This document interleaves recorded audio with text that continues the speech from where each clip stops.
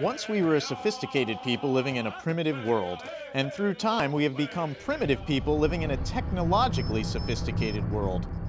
The path to survival is a journey that begins with 7 basic steps, or 7 arrows as they are known: shelter, water, fire, food, tracking, awareness, and movement. In the event that our system breaks down, having knowledge of basic survival skills could mean the difference between life or death. What is your situation? Why are you there? Is it safe for you to be there? Should you move? Are you injured? Is anybody else with you hurt? Do they need help? So survival situations are presented to us in many different ways. It's really that awareness of self. What am I capable of? What do I truly know?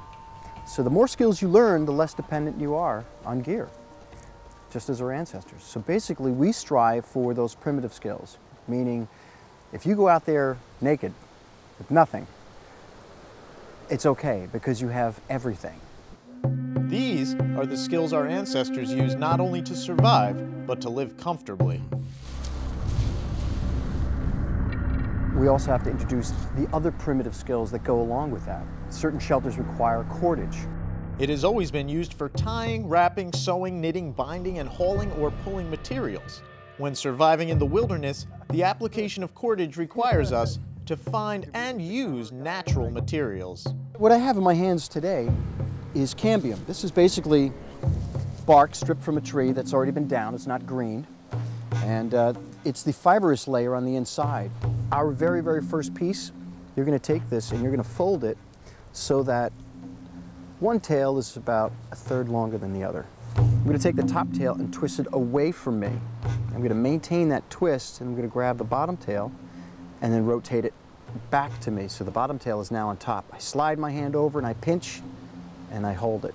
I continue this process, twisting the top, grabbing the bottom, and pull back. Yep. The right hand. Your other right. Oh, okay. There it is. Oh. And still, you got time.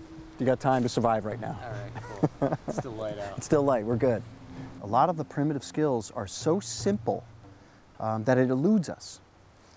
And that's the beauty of it. They're time tested, they work. You know, there's no difference between making cordage today in this process, which is duplicated with modern machinery. It's the same exact reverse wrap process. Go ahead and pull on that a little bit and see. Oh, that's rope.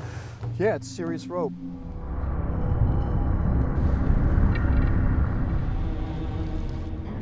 Looking around for shelter, you really have to track everything. Not only the wind movement, what's above your head. So make sure that the canopy is fairly clean and clear. No dead trees on top of you. Seeing where the water runoff happens, down along the hillside here, obviously gets wet down in that little side. Right here, where our shelter area is, seems to be pretty good. Plenty of building material. Found a nice, fairly cleaned, dead tree. Placed it up on a stone on the end to give it a little more loft for a foot room. And on this side, Jim, we're going to set our little Ys here. Obviously, this is locked in by itself, and we don't need cordage. But if, no, you don't need it. It's locked into itself. 90% of the land on the planet, and where people basically live and dwell, this is effective. Now what I've done here is I've collected a bunch of sticks and ribs. What I'd like you to do is grab the short ones and the mediums and start working your way up, and basically making ribs at the same footprint of our door here. If you have a plastic garbage bag in your backpack, I happen to have one. you can fill it up with leaves and then dump it over. Great time and energy saver. Great little item to have in your backpack. Yeah, yeah. Poncho, water collection, you name it, all sorts of goodness there. If you get your debris up to this point, out to where I am, 30-degree temperature or less, you're going to be warm and you will be dry. You will be dry. Now that you've got this structure and it looks pretty decent, I would continue to take the leaves and push it up into the corners, up into the dead spaces where I can see light. Yeah, right. Obviously where I can see daylight, I've got rain.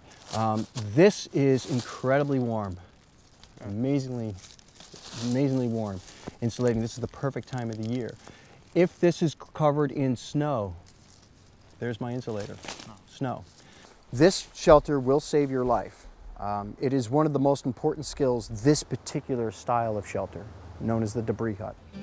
In our next edition of Neighborhood Journal, I return to the wilderness landscape of Little Stony Point in Cold Spring with Mountain Scout survival expert Shane Hobel, where we explore the primitive yet practical methods of water collection and purification in part 2 of the Path to Survival series. Do not miss it. Your life may depend on it.